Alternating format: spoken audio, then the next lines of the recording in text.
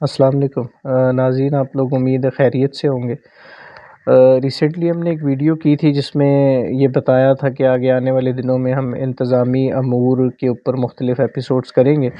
تو آج اس سلسلے کی پہلی ایپیسوڈ ہے جس میں ہم جو جنرل سوال ہوتے ہیں گروپس کے حوالے سے اس پہ بات کرتے ہیں۔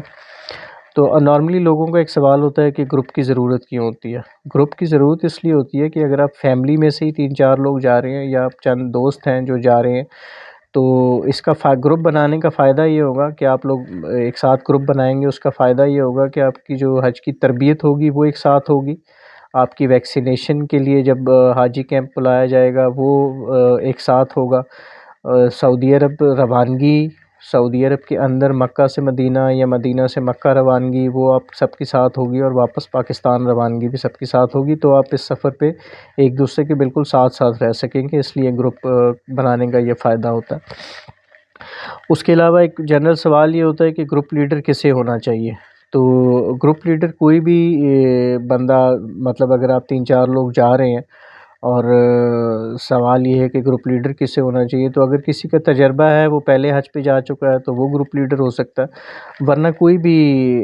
جوان بندہ، اگر جوان نہیں بھی ہے، کوئی بھی بندہ گروپ لیڈر کسی کو بھی نامزد کیا جا سکتا ہے، اس میں کوئی اتنا بڑا مسئلہ نہیں ہوتا۔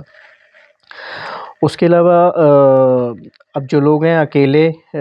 جنہوں نے اپلائی کیا ہے، کوئی ان کی جان پہچان نہیں تھی، اکیلے جا رہے ہیں، تو سوال یہ ان کے ذہن میں یہ سوال ہوتا ہے کہ کیا ان کا بھی کوئی گروپ ہوگا؟ بالکل، جب ابھی آپ کو جو آپ کی پاک حج ایپ ہے اس پہ اگر آپ انڈیویجول تھے، آپ نے اپلائی کیا، آپ اپنی پاک حج ایپ پہ جا کے دیکھیں تو کوئی نہ کوئی اس طرح کے بہت سارے لوگ ہوتے ہیں جو سنگل جا رہے ہوتے ہیں، تو منسٹری خود کچھ لوگوں کے، ایک علاقے کے رہنے والے لوگوں کے، ایک ہی شہر سے جانے والے لوگوں کے وہ گروپ بنا دیتے ہیں۔ تو کوئی نہ کوئی، ہر بندہ کسی نہ کسی گروپ میں لازمی ہوتا ہے، بے شک اس نے انڈیویجول ہی اپلائی کیا ہوا ہو۔ تو آپ کو پاک حج ایپ میں لاگ ان کر کے آپ اپنے گروپ لیڈر کی انفارمیشن دیکھ سکتے ہیں، اور یہ کوئی اتنا بڑا مسئلہ نہیں ہے کہ اگر آپ اسے جانتے نہیں ہیں، حج پہ جانے سے پہلے آپ کا اس سے کوئی رابطہ نہیں ہو پا رہا، یہ کوئی اتنا مسئلہ نہیں ہوتا۔ مطلب آپ ایونچولی جب آپ سعودی عرب میں اپنی رہائش پہ پہنچیں گے تو آپ کے جو گروپ کے لوگ ہوں گے وہ آپ کے کمرے میں ہوں گے، وہاں سے آپ کی ان کے ساتھ جان پہچان بن جائے گی، اور اس کے بعد پھر وہ باقی سارے سفر پہ آپ کے ساتھ رہیں گے۔ اس کے علاوہ ایک سوال یہ ہوتا ہے کہ آپ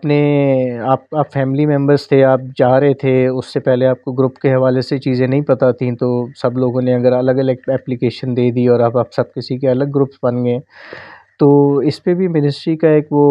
آج کل وہ امید ہے وہ سلسلہ چل رہا ہوگا کہ یہ قوائف درست کروا لیے جاتے ہیں، اور اگر گروپس دو فیملی میں تھے آپ کے، دو لوگ انہوں نے الگ گروپ بنایا، اسی فیملی کے دو لوگ تھے انہوں نے الگ گروپ بنا لیا، اب یہ گروپ مرج کرنا چاہتے ہیں،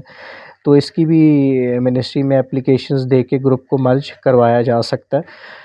تو یہ بھی کوئی اتنا بڑا مسئلہ نہیں ہوتا، آپ اپنا جس بینک برانچ میں آپ نے جمع کرایا ہے وہاں سے انفارمیشن مل سکتی ہے، نہیں تو منسٹری کا آفیشیل واٹس ایپ کے نمبر بھی ہیں، ان سے رابطہ کیا جا سکتا ہے، وہ گائیڈ کر دیں گے کہ قوائف کی جو درستگی ہے یا گروپ کی جو مرجنگ کی ریکویسٹس ہیں ان کو کیسے وہ انٹرٹین کرتے ہیں۔ یہ انتظامی امور سے ریلیٹڈ جو لوگوں کے جنرل سوال ہوتے ہیں، یہ اس سے متعلق کچھ سوال جواب تھے۔ آپ کے ذہن میں اس کے علاوہ بھی اگر کوئی سوال ہوں تو کامنٹ سیکشن میں پوچھ سکتے ہیں، یا اس پہ ایک واٹس ایپ کا نمبر ہم دے رہے ہیں جس پہ آپ کے اگر کوئی سوال جواب ہوتے ہیں تو وہ آپ پوچھ سکتے ہیں۔